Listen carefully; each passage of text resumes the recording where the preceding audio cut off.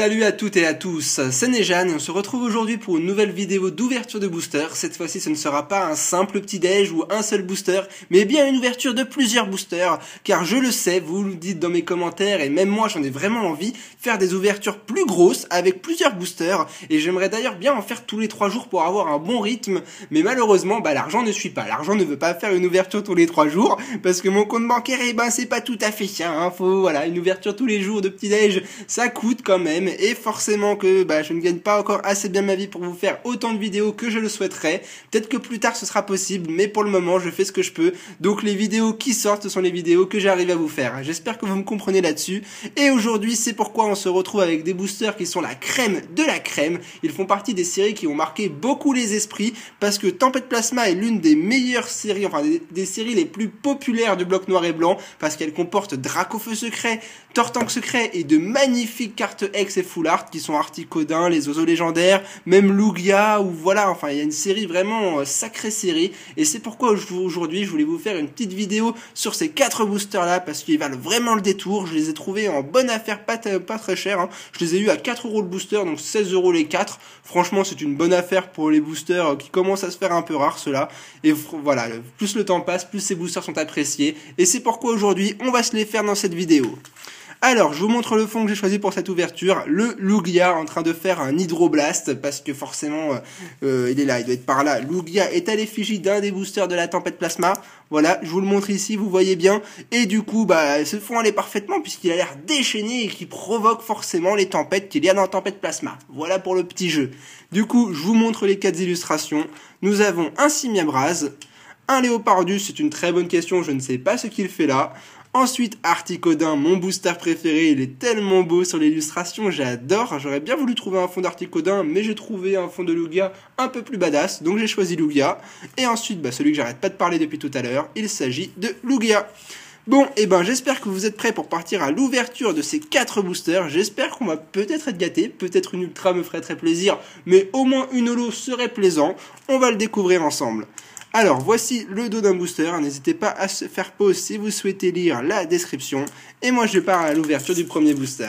J'espère qu'on va être gâtés, j'en aurais bien envie, franchement Tempête Plasma est une série que beaucoup ont envie d'avoir des bonnes pioches, forcément vu les ultras qu'il y a dedans. Mais voilà, moi Tempête Plasma c'est une série que j'ai pas ouvert depuis très longtemps quand même, et c'est pour ça aujourd'hui que je voulais aussi me remémorer les illustrations avec vous. Et voilà, et on commence avec une super carte qui m'a beaucoup marqué dans Tempête Plasma. C'est une simple commune mais attentif en train de surveiller ce qui se passe à l'horizon. J'ai toujours adoré cette illustration. On continue avec Miasme. Très dur à dire. Ensuite nous avons un Furéglon, suivi d'Apitrini, Nosferapti, un Motisma qui est un Pokémon de la Tempête, plutôt de la Team Plasma, pas de la Tempête Plasma. Ce sont les cartes qui appartenaient justement comme la Team Rocket, Team Magma, etc. C'était la Team Plasma lors du bloc noir et blanc. Et ils avaient fait des cartes à leur effigie avec les bords bleus et le blason de la Team Plasma sur la description de la carte. Ensuite, nous avons une dresseur, la Reine d'Onde-sur-Mer, suivie de Togetic, super Pokémon. Derrière, on commence très bien, un Sharpedo qui est une rare reverse, pas mal du tout. Ça veut dire qu'on va avoir 2 rares en un booster, ça commence très bien. Sharpedo est un beau Pokémon en plus dans les fonds marins là. J'adore, très beau Pokémon. Qu'est-ce qu'on va avoir? Attention! Ah, une deuxième rare, il s'agit de Moyade, aussi un Pokémon de la Team Plasma. J'ai envie de dire Tempête Plasma depuis tout à l'heure, je ne sais pas pourquoi. Bon, par contre, Moyade n'est pas un Pokémon qui me fait plaisir, il coule les bateaux, c'est un Pokémon très dark, on va dire.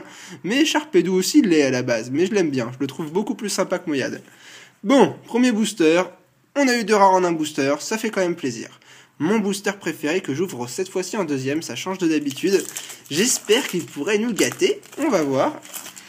Le code online, c'est gratuit, c'est pour vous, ça me fait plaisir. Et quant à moi, je passe à l'ouverture de ce petit booster. S'il vous plaît, là-haut, si vous m'entendez, donnez-moi une bonne pioche.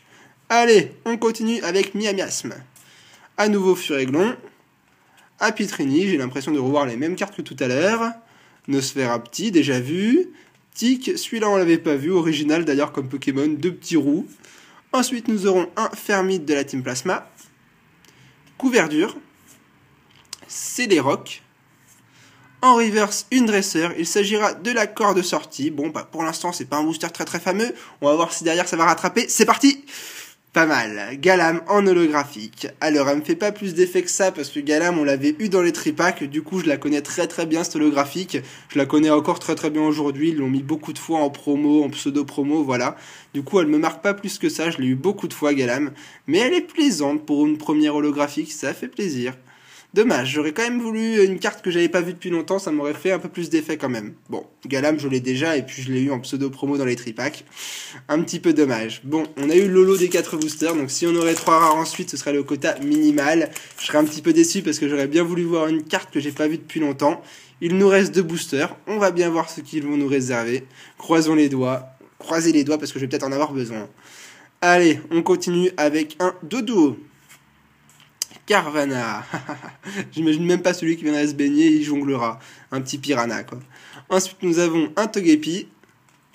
Seribou, celle-là, elle m'avait pas trop marqué. Hein. Faut dire que je trouve pas ce Pokémon hyper original, on l'a pas vu souvent, je trouve. C'est mon simple avis, après. Derrière, Nosferapti.